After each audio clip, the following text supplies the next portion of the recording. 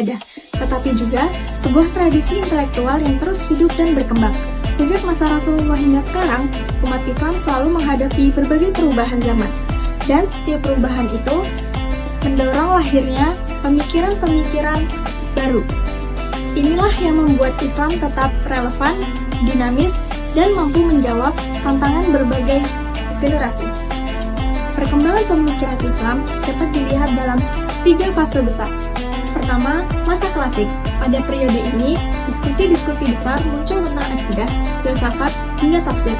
Tokoh seperti Imam Asy-Syafi'i menyusun metodologi hukum yang menjadi fondasi fikih, sementara Al-Ghazali dan Ibnu Sina menunjukkan bagaimana ilmu agama dapat berdialog dengan filsafat dan sains.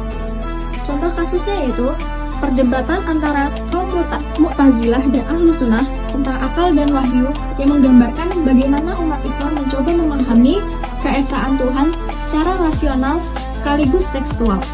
Kedua yaitu masa pertengahan. Pada fase ini, umat Islam menghadapi tantangan politik seperti perang salib dan invasi Mongol.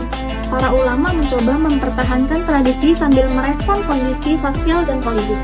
Muncul pemikiran tentang pembaharuan moral dan spiritual, seperti oleh Ibnu Taimiyah dan para sufi, yaitu Ibnu Arabi. Contoh kasusnya yaitu lahirlah gerakan tasawuf sebagai respon terhadap krisis moral dan kekacauan politik pada masa itu.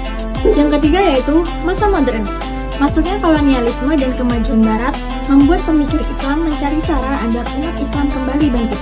Tokoh seperti Muhammad Abduh, Jamaluddin Al-Afghani, dan Rashid Ridho mendorong pembaruan pendidikan, reinterpretasi teks, serta pentingnya ilmu pengetahuan.